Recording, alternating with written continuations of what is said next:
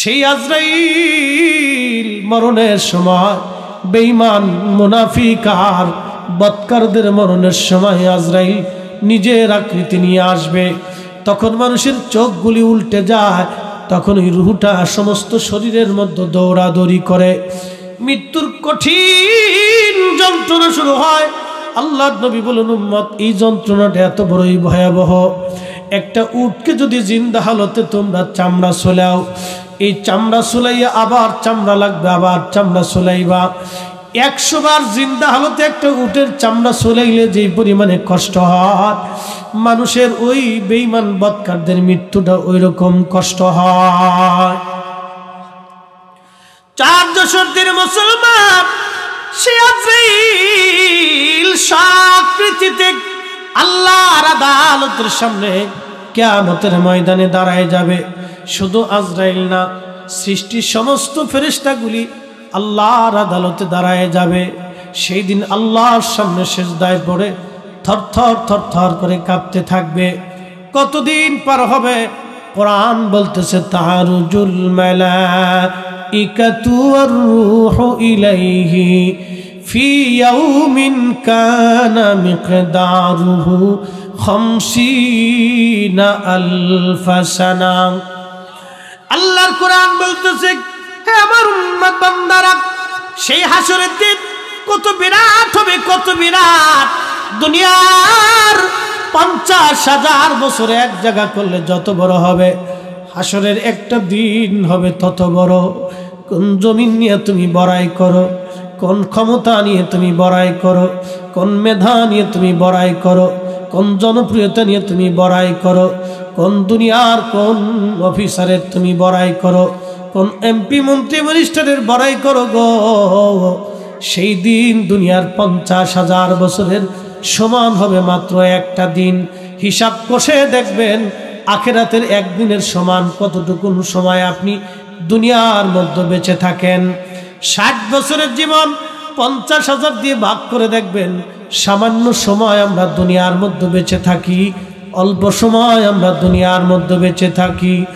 একদিন মাটির ভিতরে হবে ঘর রে মন আমার, কেন বান্দো দালান ঘর। কবি ঠিক লিখেছিলেন, কিসের জন্য দুনিয়ার ঘর দরজা বাঁধো? আহা, আমার হুজুর বলেছেন, হুজুর রাসূলের সাহাবীরা দলে কিছু কথা বলবেন, ছোট্ট করে বুঝাই দিয়ে যাই। নবীর একজন সাহাবী ছিলেন, তার নাম হযরত সালমান ফারসি রাদিয়াল্লাহু আনহু। জীবনে হায়াত পাইছিলেন 250 বছর।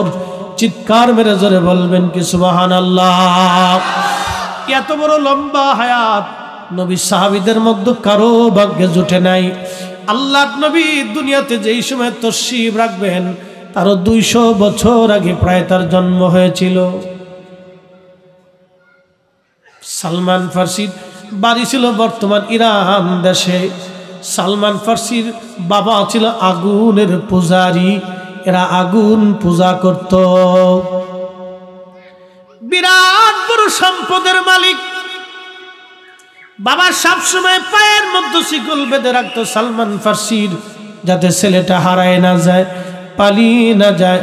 একদিন সালমান ফারসি বলেন, আব্বা জান, আপনি যদি আমাকে শিকল দিয়ে বেঁধে রাখেন তা আমাকে এই সহায় সম্পদ, আপনার এত বড় জমিদারি কে দেখবে? আপনি আমাকে ছেড়ে দেন, জমিদারি বুঝাই দেন। বাবার সন্তানের কথায় বাবা রাজি হয়ে গেল। সালমান ফারসি বলেন, ওইখান থেকে আমি বাবার কাছ থেকে পালাইলাম। এক ধর্মযাজক খ্রিস্টান ঈসা আলাইহিস সালামের ধর্মের অনুসারী পাদ্রীর কাছে আমি কালমা পড়লাম। তার খেদমতে কাটাইয়া তার মৃত্যুর সময় তার কাছ থেকে জিজ্ঞাসা করলাম, কোথায় গেলে আমি আল্লাহ পাবো? তিনি আরেকজন পাদ্রীর ঠিকানা দিলেন। আমি তার গির্জায় 30 বছর কাটাইলাম। এইভাবে গির্জায় গির্জায় ঘুরে আমার প্রায় 200 বছর পার হয়ে গেল। শেষ পাদ্রী যখন মারা যাবে তখন বললাম, হুজুর আপনি তো মারা যাবেন। জীবনের প্রায় 200 বছর ধরে আমি পাদ্রীর গির্জায় গির্জায় ঘুরেছি আল্লাহ পাওয়ার জন্য, কিন্তু আল্লাহ পাই নাই।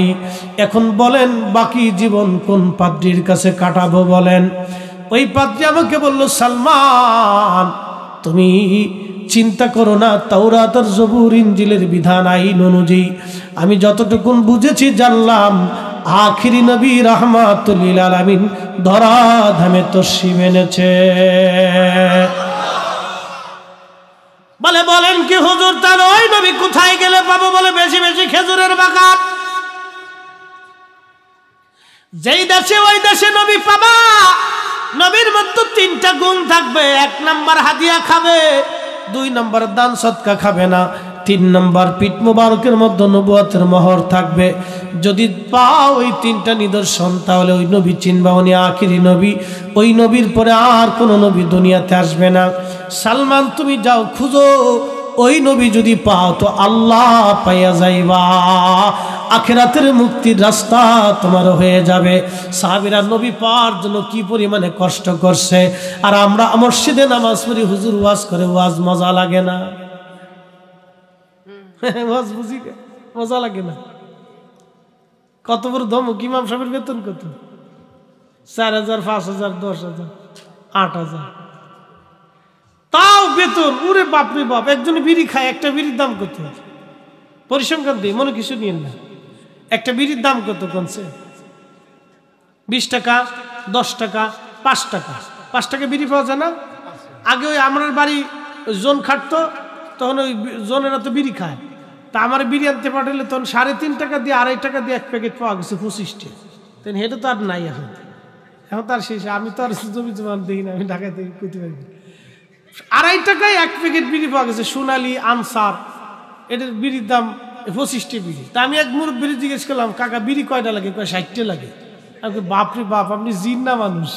যা কন বিড়ি খাইতে হবে, খান, বর্তমানে খান, খান যতক্ষণ খায়, যদি বেহেশত পান তো যান, আর কি করবেন? তো চিন্তা করে, এরকম লোকও আছে বিড়ি খায়। তো একটা বিড়ির দাম 5 টাকা। যদি প্রত্যেক দিন কারো 10টা বিড়ি লাগে তো অন্তত 50 টাকা। তো পানে বিড়ি সাথে একজন মানুষের 50 টাকা খরচা শেষ। মাসে চলে গেল 1500 টাকা। তো 1500 টাকা সে খরচা করে বিড়ির পিছনে, পানের পিছনে। কিন্তু মসজিদের খরচা 200 টাকা দিবার চায় না, ক্যাশিয়ারের জুতা শেষ। চাইতে চাইতে জান শেষ। দিলেন না ভাই? দিবানি। দিতে দিতে যায় রমজান ঠেকায়, ক্যাশ পরে রমজানে না দিয়ে ঈদে দিবানি, ঈদ ঠেকায় দিয়ে কিছু দিয়ে বাকিটা পরে দিবানি। এরকম অনেকে আছে, বাকি পরে দিবানি কইয়া দিবার সে আর দেয় না। এখন বলেন, মসজিদের টাকাটা যে দিলেন না, তো এই আপনি কার সাথে ওয়াদা বরখেলাপ করছেন? কার লজ হলো বলেন? আল্লাহর ঘরের সাথে, আল্লাহর সাথে বেঈমানি করছেন। তো আল্লাহর সাথে বেঈমানি করে যদি জান্নাতে যাইতে পারেন তো যান, অসুবিধা কি? কথা খারাপ কইছি? আল্লাহর সাথে বেঈমানি করে যদি জান্নাতে যাইতে চান তো যান, যদি পারেন তো যান। শোনেন, বগিযোগী সব জায়গায় চলে না, বগিযোগী সব জায়গায় করেন না। 100 টাকা 200 টাকা আইডিয়া তেমন কষ্টের কোনো বিষয় না। এটা আল্লাহর ঘরের জন্য বরাদ্দ করতে পারেন না, নিজেকে আবার জান্নাতের আশা করিয়া 80টা হুরের চিন্তা রাত্রি ঘুম আসে না আপনার। হ্যাঁ, চিন্তা করতেছে বেহেশতে যা, আল্লাহকে লোক 80টা হুর পাই। উরে বাপরে বাপ! দুনিয়া এক বউ চালাইতে পারেন না, আর জান্নাতে 80টা বউ চালাবেন। 100 টাকা দিয়ে মসজিদে দিতে পারেন না মাসে। মন খারাপ করেন না, পরিসংখ্যান আপনাদেরকে দিলাম, হাসতে হাসতে মজার চলে আপনাদেরকে বোঝাই না ভাই, এগুলো বুঝতে হবে। মানুষ ঠকাইয়া কেউ জিততে পারে না, সবাই যে ঠকা সে নিজে ঠকে। কথা কন না কে? দোকানদারে কাস্টমার ঠকানোর চিন্তা করে ওরা ঠকাইলে আমি জিতবো। ও দোকানদার, তুমি কাস্টমার ঠকে জিতো নাই, তুমি নিজে ঠকছ। কাস্টমার চিন্তা করে দোকানদারের কাছ থেকে বাকি নিচে ওরা আর দিব না। এরকম আছে না ভাই? বাকি জিনিস আর দেয় না। দোকানদারে জান শেষ, চাইতে চাইতে জান শেষে সরম করে আর চাই না, দূর আর চাইলাম না। কেউ যদি মনে করে দোকানদার ঠকে আমি জিতবো, তা আপনি জিতেন না, আপনি ঠকছেন। আপনাদেরকে বলি, ইমাম সাহেবরে ঠকাইয়া, মসজিদের ইমাম মুয়াজ্জিন সাহেবরে, খাদেম সাহেবরে ঠকাইয়া আপনি ভাবতেছেন আপনি জিতবেন, না, জিতেন না, আপনি ঠকছেন। আপনি ঠকছেন, আপনি জিতেন নাই। আমি ঠকছি, আমি জিতি নাই, ঠকছি। আপনাদেরকে আজকে একটা কথা বলে দিয়ে যায়, সারা জীবন মনে রাখবেন। কেউ যদি কুত্তার গোশত খাইয়া কাবা শরীফে যায় নামাজে দাঁড়ায়, হবে? কে আসতে কইলেন? কে জোরে কইলেন? ফটো আপনারা দেন, আমরার ফতোয়া তো লাগতো না, ফটো আপনারাই দিয়ে দেন। বলেন, কেউ যদি শুয়োরের গোশত খাইয়া মাকাম ইব্রাহিমে যায় একবারে সারা রাত্র নামাজ পড়ে, হবে না? জোরে কর না কেন, হবে না? কেউ যদি মানুষের হক মেরে দিয়ে কাবায় যাও হজ করে, হজ হবে না? কেউ যদি সুদের টাকার ঘুষের টাকা দিয়ে কাবা শরীফে যায় উটের গোশত খাইয়া মাকাম ইব্রাহিমের নামাজ পড়ে, হবে না? তো এটা যদি না হয় তাহলে ইমাম সাহেবের হক মেরে দিয়ে আপনি সারা বছরে চিন্তা করতেন বেহেশতে যাবেন, তো এই বেহেশতের আশা কেমনে করলেন? কি কথা করলেন? কে বুঝে যাওয়ার দরকার, বুঝার দরকার ভাই, মন খারাপ করেন না। আপনার 100 টাকা হয়তো আপনার তেমন লস হবে না, কিন্তু আল্লাহর ঘরের জন্য বরাদ্দ। তো আপনি এই জন্য আমরা আকাবিররা জিকির করাইতেন, পীর মাশায়েখরা জিকির করাইতেন। কেন জানেন? আল্লাহ আল্লাহ আল্লাহ আল্লাহ আল্লাহ আল্লাহ আল্লাহ আল্লাহ জিকির করতে করতে করতে কাজে কর্মে আল্লাহ, ব্যবসায় আল্লাহ, হাঁটতে আল্লাহ, চলতে ফিরতে আল্লাহ। যখনই আল্লাহ স্মরণ আসে তখন বান্দার গুনার কাজ করতে পারে না। কথা ঠিক কিনা? এই জন্য জিকির আপনারা অত্যধিক পরিমাণে করবেন। এগুলা আপনারা করবেন, বাড়িতে বসে করেন, ঘরে বসে করেন, ফজরের নামাজের পরে করেন, মাগরিবের পরে করেন, যার যার সবে কোনো জিনিস শেষে অত্যধিক পরিমাণে আল্লাহ আল্লাহ আল্লাহ জিকির, সুবহানাল্লাহ, আলহামদুলিল্লাহ, লা ইলাহা ইল্লাল্লাহ, আপনার যে জিকিরটা আপনার কাছে সহজবোধ্য মনে হয়, ভালো লাগে, ওইভাবে আল্লাহকে ডাকতে থাকবে। তাতে আপনার কাল চিন্তা হবে, ফ্রেশ হবে। আল্লাহ আমাদের সকলকে কবুল করুক, বলে না আমিন। কষ্ট হচ্ছে? একসাথে সবাই জোরে বলি তো আল্লাহু আকবার। আমরা সর্বশ্রেষ্ঠ জাতি, কতক্ষণ ঠিক কিনা? আমরা বলছি না আল্লাহ বলছে? আল্লাহ কোরআনে আরাকে আল্লাহ বলছে, ওয়ালতাকুম মিনকুম উম্মাতুন ইয়াদউনা ইলাল খায়রি ওয়া ইয়ামুরুনা বিল মা'রুফি ওয়া ইয়ানহাউনা আনিল মুনকার। আল্লাহর কোরআন বলতেছে আমার বান্দাদের মধ্যে এমন একদল বান্দা থাকবে যারা মানুষদেরকে আল্লাহর দিকে ডাকবে। সবাই না, একদল থাকবেই যারা সবসময় মানুষদেরকে আল্লাহর দিকে ডাকবে, ভালো কাজের দিকে ডাকবে এবং খারাপ কাজ থেকে তারা ফিরায় লাগবে। সেই যারা ডাকবে তারা আলেমুল আমারা, আউলিয়াত কিয়ানু জাবানু কাবা, আল্লাহর ওলি সকল। তারা মানুষদেরকে সব সময়ের জন্য আল্লাহর দিকে ডাকতেন, আল্লাহর পথে ডাকতেন, এখনো ডাকতেছেন, আগামীতেও ডাকতে থাকবে। কারণ আল্লাহর কালাম কখনো মিথ্যা হবে না। কিয়ামত পর্যন্ত এক জামাত মানুষ সবসময় মানুষদেরকে আল্লাহর দিকে ডাকতে থাকবে, আল্লাহর দিকে ডাকতে থাকবে। আমার সমাজে আবার বহু পীর আছেন যারা নামাজ রোজা করে না, শরীয়তের ধার ধারে না, বাজার, এগুলো পীর না, এগুলো হলো শয়তানের দালাল। মুসলমান, বাজার থেকে আপনি আম, জাম, কলা, কাঁঠাল যা কিছুই কিনেন না কেন, এটা ভেবে চিনতে কিনেন। যদি কাপড় চুপড় যাচাই বাছাই করে এত কিছুই সদাই করলেন, তাহলে আখিরাতের সদাইটাও বাবা দেখে শুনে করা লাগবে। কি কথা কন? এটাও বাজান দেখে শুনে করাটা আপনার আমার দায়িত্ব। বলে হুজুর বুঝি না, বুঝেন না কেন? বিয়ে করছেন এই সময় বুঝলেন। বাজারে কদু কিনতে গেছেন, কদুরে খামসাইতে খামসাইতে কদুর জান শেষ। কদু ডাক দেখে খামসাও কে, সিমটাও কে, কদু খামসাও কে, মালিককে তোরে যে খামসাবো না, দেখে তো কিনা লাগবে, তুই জালি না বাতি। দুনিয়ার কদু কিনতে যে কদুর যদি জান শেষ করে ফেলেন খামসায় খুসায় খুসাইয়া, তাহলে আখিরাতের বাজার করার জন্য আপনাকে দুনিয়ায় বুঝে সুঝে বাজার করা লাগবে। কথা কর, এটাও বুঝে সুঝে আপনারা করতে।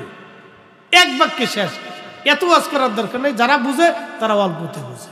ওয়াজ করলে কি লাভ, শুনলে কি লাভ?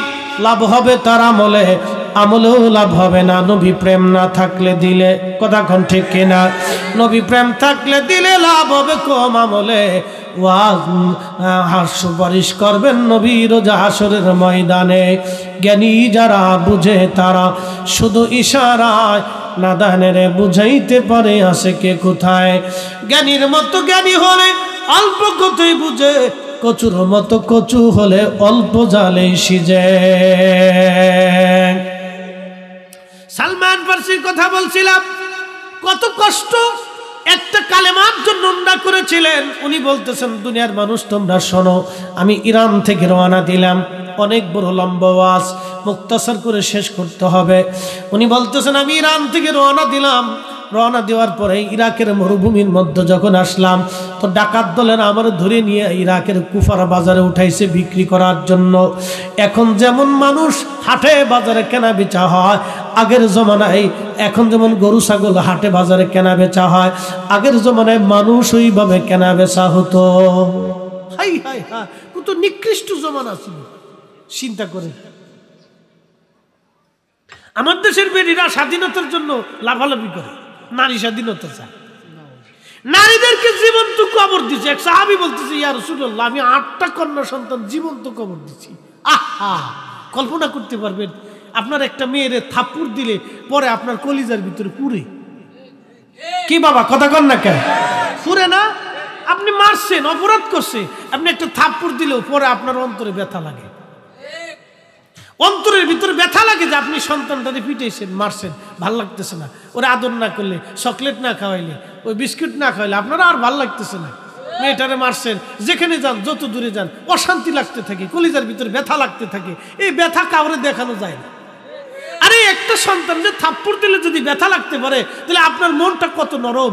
আর সেই জমানায় মানুষের হৃদয় এতই পাথর ছিল যে 8টা সন্তানকে কবর খুঁজছে, জীবন্ত কবর দিছে, ব্যথাই লাগে না। আহা, ওইখান থেকে আল্লাহর নবী আমরারে উঠাইয়া নারী জাতির এমন ইজ্জত দিছে, আল্লাহর নবী বলে গেল একটা মেয়ে একটা জান্নাত। আর যে মেয়েটা জান্নাত শুধু না, ওই নারীর পায়ের নিচে সন্তানের বেহেশত। কি মর্যাদা আল্লাহর নবী দিয়ে গেছে। মুসলমান হযরত সালমান ফারসি রাদিয়াল্লাহু তাআলা আনহু বলতেছেন, ইরাকের বাজারে, কুফার বাজারে আমার যখন উঠাইলো, কেউ আমার দাম জিজ্ঞেস করে না। আমি বৃদ্ধ মানুষ, চুল দাড়িগুলি একেবারে সাদা, চামড়াগুলি আমার ঘুষিয়ে গেছে, কেউ দাম জিজ্ঞেস করে না। চিন্তাই সারাটা দিন আমার হাত পা বাঁধা, ক্ষুধা লেগে গেছে, আমি ক্ষুধার্ত, খাবারও দেয় না ওরা, পিপাসাক্রান্ত, পানিও দেয় না। সন্ধ্যাকালীন এক ইহুদি ডাক দে, বলো ডাকাত দলেরা, তোমরা এই লোকটাকে ধরে নিয়ে আসছো, বলো এই লোকটার দাম কত? ওরা বলল, দেখেন বুড়া মানুষ ধরিয়া নো, বিপদে পড়ছি, কেউ দাম টাম জিজ্ঞেস করে না, যা মন চায় তা দিয়ে আপনি নিয়ে চলে যান। ওই ইহুদি আমাকে কম মূল্যে কিনে নিয়ে নিল, সুদূর ইরাক থেকে রওনা দিয়ে মদিনাতুল মুনাওয়ারায় আসছে। আমি তখনও জানি না আমার ভাগ্যে কি আছে, কিন্তু আমার একটাই চিন্তা, আল্লাহ দুনিয়াতে যেন আমি আখিরি নবীর দিদার আমার নসিব হয়ে যায়। আল্লাহু আকবার। এ বান্দা যা নিয়ত করে আল্লাহ তাই দেয়, বান্দা যা নিয়ত করে আল্লাহ সেটা দেয়।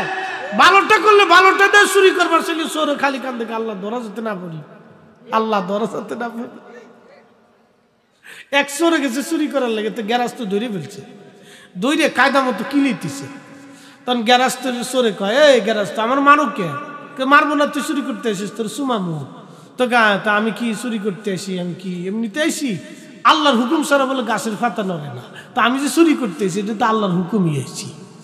চোরের দলিল কি দেখছেন? কি দলিলের দলিল? চোর দলিল দেয়, পরে গ্যারাজ তো আরো গুতাইতেছে, কায়দা মতো আরো ভিড়ে, মারো কে? তোরে দিচ্ছে আল্লাহ চুরি করার লেগে, আর আমারও দিচ্ছে আল্লাহ তোরে কিলানোর লেগে। বুঝতে পারছেন? চোরেরও দলিল আছে, বিরাট দলিলের দলিল। খুব মনোযোগ দিয়ে হযরত সালমান ফারসি বলতেছে, দুনিয়ার মানুষে আমার একটাই চিন্তা, আমি যাতে আখিরি নবী পাই। ওই পাওয়ার আশায় আমি শুধু ওইখানে আল্লাহ আমারে নিয়ে নিল, আমি তখনও জানতাম না আমার ভাগ্যে কি আছে। আমি চিন্তায় মগ্ন। সকালবেলা আমার মালিক ইহুদি আমারে নিয়ে গেল বিরাট বড় খেজুরের বাগানে। আমি খেজুরের বাগানে কাজ করতেছি। মালিক বলল, তুমি বৃদ্ধ মানুষ, কাজ করতে পারবে না সালমান, তোমার খেজুর বাগান তদারকির জন্য দিয়ে দিলাম, এ বাগান তুমি পরিচর্যা করবা। আমি বাগান পরিচর্যা করি, আর মনের বিরাট বড় আশা। আমার হুজুর পাদ্রী বলেছেন যে এই দেশে খেজুরের বাগান, ওই দেশেই নবী আখিরি নবী পাওয়া যাবে। মনে বড় আশা নিয়ে আমি কিছুদিন কাজ করলাম। একদিন খেজুর গাছের মাথায় উঠে আমি গাছ পরিষ্কার করতেছিলাম। ঠিক এমন সময় ইহুদির বেটা আর তার বন্ধু দুইজন এসে গাছের নিচে বসে বসে গল্প করে আর বলে, শুনছো আমাদের দেশে বলে একজন নবী আসছে, তার নাম মুহাম্মদ, মক্কা থেকে হিজরত করে আইয়ুব আনসারীর বাড়িতে আসছে, সে বলে আখিরি নবী। ইহুদিরা হাসাহাসি করে। ইহুদিরা আজকে থেকেই মুসলমানের দুশ্মন না, ইহুদিরা প্রথম থেকেই মুসলমানের দুশ্মন। আজকে ইসরায়েল যারা ফিলিস্তিনিদেরকে হত্যা করতেছে, ফিলিস্তিনি মা বোনদের কলিজার সন্তান কেড়ে নিচ্ছে, ফিলিস্তিনি ছোট ছোট বাচ্চাদেরকে বোমা মেরে মেরে ফেলতেছে, খাবার পানি আর খাবার দাবার ওরা বন্ধ করে দিয়েছে। বাজান, হামাসের যোদ্ধারা আজ ফিলিস্তিনের পক্ষে, ইহুদিবাদ ওই জালিমদের বিরুদ্ধে যারা লড়াই করতেছে। ভাইজান, খুব মনোযোগ দিয়ে শুনিয়া যান, যারা আজকে ইসরায়েলের বিরুদ্ধে জিহাদ করতেছে ওরাই হলো বর্তমান জমানার সবচেয়ে খাঁটি মুসলমান। কথা কোন ঠিক কিনা? ওরা খাঁটি মুসলমান, আর আমরা পেপসি খাওয়া মুসলমান। পেপসি খাওয়া, বুঝলেন না? পেপসি হলো ইসরায়েলের কোম্পানি। কার কোম্পানি? ইসরায়েলের। বেশি করে খাবেন, যদ্দূর পারে খালি কিনে কার্টুন কার্টুন নিয়ে বাড়ি নিয়ে খাবেন, একবারে ভর্তা বানায় খাবেন, খুব বেশি করে খাবেন, বেশি সোয়াব হবে। 1 টাকাও যদি আপনি পেপসি কিনেন তাহলে মনে করবেন যে 1 টাকা ইসরায়েলে চলে গেল।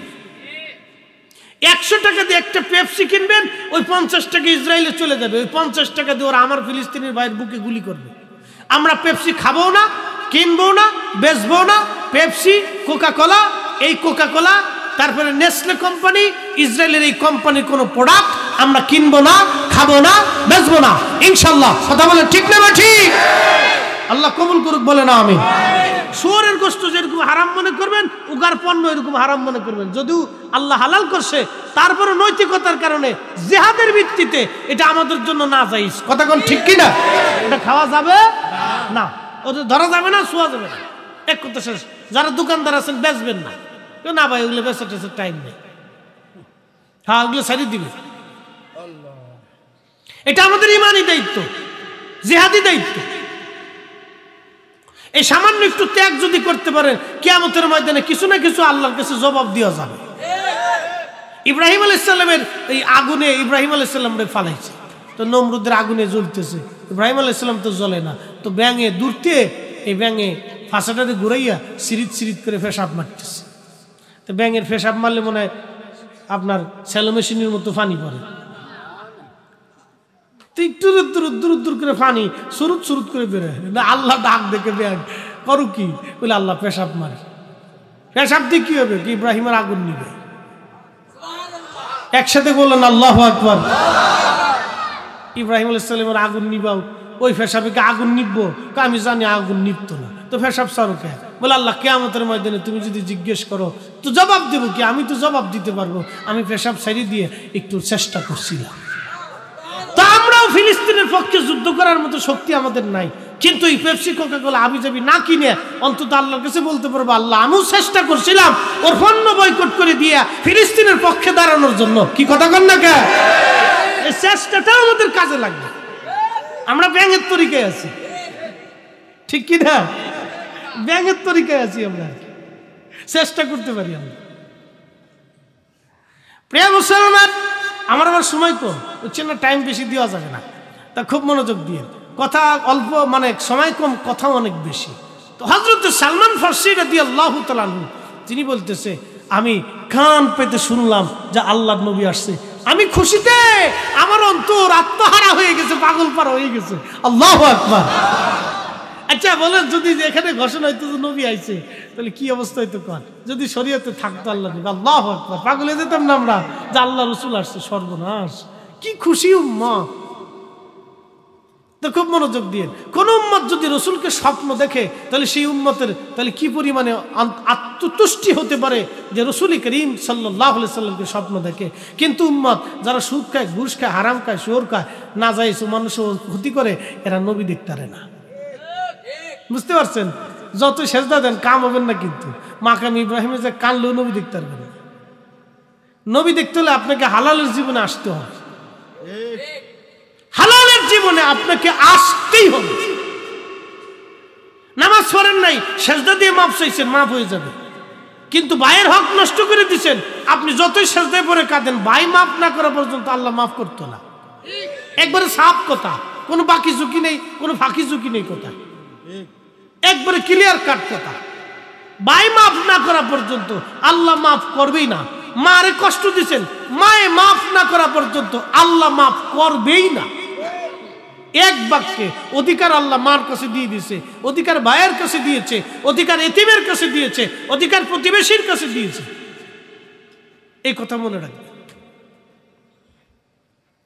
এই জন্য যদ্দূর পারেন অহন্তে গন্ডগোল ফাসাদ করবে, অসুবিধা নেই, না কি কর, সুযোগ নেই। প্রিয় মুসলমান, হযরত সালমান ফারসি রাদিয়াল্লাহু আনহু ডাক দিয়ে বলতেছেন, দুনিয়ার মানুষে, আমি গাছের উপর থেকে শুনে সন্ধ্যাবেলা মালিকের কাছে গেলাম, ইহুদির কাছে, মনিব আমার একটু বিদায় দেন, আমি মদিনার বাজার থেকে ঘুরে আসি। ইহুদি বলল, সালমান তাড়াতাড়ি আসবা কিন্তু। আমি চলে গেলাম। যাওয়ার পরে ইহুদির বাজারে আমি ওই ইহুদির কাছ থেকে বিদায় নিয়ে খুঁজতে খুঁজতে গেলাম হযরত আইয়ুব আনসারী রাদিয়াল্লাহু আনহু, যিনি মেজবানে রাসূল ছিলেন। আল্লাহর নবীকে তার বাড়িতে জায়গা দিয়েছিলেন মেজবানে রাসূল। হযরত আইয়ুব আনসারী রাদিয়াল্লাহু আনহুর বাড়িতে যাওয়ার পরে আমি দেখি মাঝখানে পূর্ণিমার চাঁদ বসা, চারপাশে সাহাবীরা বসে আছে। এত সুন্দর মানুষ আমি সালমান জীবনেও কোনোদিন দেখি নাই। এত সুন্দর, এত সুন্দর নবী, এত সুন্দর, এত সুন্দর। আমি আস্তে করে যা বসে গেলাম, হুজুরের নসিহত আমি শুনলাম। বাগান থেকে কিছু খেজুর নিয়েছিলাম, প্রথম পরীক্ষা করার জন্য খেজুরগুলি আগায় দিয়ে বললাম, ইয়া রাসূলুল্লাহ, আমি আপনার জন্য কিছু খেজুর সদকা এনেছি, নবীজি আপনি দয়া করে এই খেজুরগুলি সদকা হিসেবে কবুল করে নেন। আমার পাদ্রী বলেছে, সালমান আখিরি নবী সদকা খাবে না, সদকা নিবে না, সদকা গ্রহণ করবে না, দান খাবে না। নবীর জন্য দান খাওয়া হারাম, বনু হাশিমের জন্য দান গ্রহণ করা হারাম। আল্লাহর নবী মুস্কি হাসি দিয়ে বলেন, সালমান জীবনে কোনোদিন নবী তার কথা শুনেন নাই, তাকে দেখেন নাই, প্রথম দেখাতেই নবীর দরবারে খবর হয়ে গেছে। ডাক দিয়ে বলেন, সালমান ফারসি শোনো, আমি নবী সদকা গ্রহণ করি না, আমি সদকা খাই না, আল্লাহ আমার জন্য সদকা হারাম করে দিয়েছে। চিৎকার মেরে জোরে বলেন মারহাবা। আল্লাহুম্মা সাল্লি আলা সাইয়্যিদিনা মাওলানা মুহাম্মদ ওয়া আলা আলি সাইয়্যিদিনা।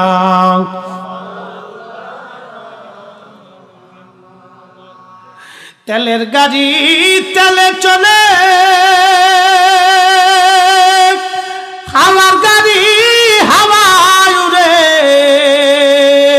বিনা তেলে চালায় গাড়ি নবী সুলাইমান।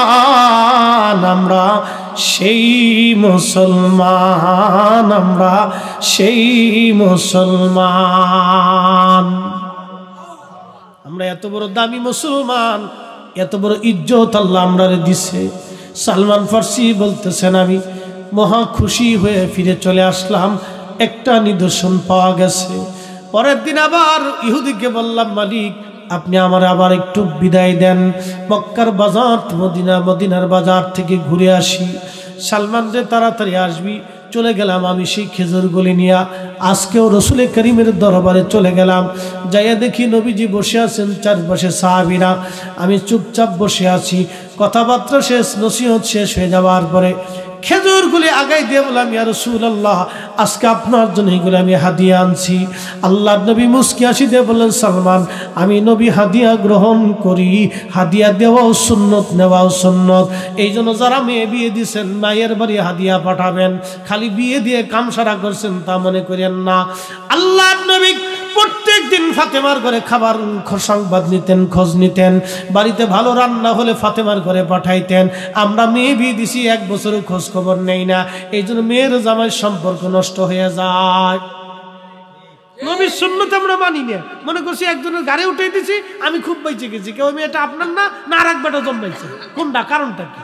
হ্যাঁ, ওটা তো আপনার কলিজার সন্তান।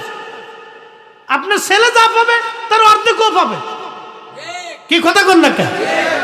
তা আপনার বাড়ি থেকে ওর মেয়ের জামাই বাড়ি হাদিয়া পাঠান না, কারণটা কি? বেশি বেশি দিয়ে দিবেন, যতদিন বেঁচে থাকবেন খোঁজ নিবেন। আর স্বামী স্ত্রীর ঝগড়া লাগলে, জামাই মেয়ের ঝগড়া লাগলে জামাইয়ের পক্ষ নিবেন, সংসার ভাঙবে না দেখবেন। জামাইয়ের পক্ষ নিবেন, মেয়ের পক্ষ নিবেন না। মেয়ের পক্ষ নিলে মনে করবেন যে ও সংসার নষ্ট হয়ে যাবে।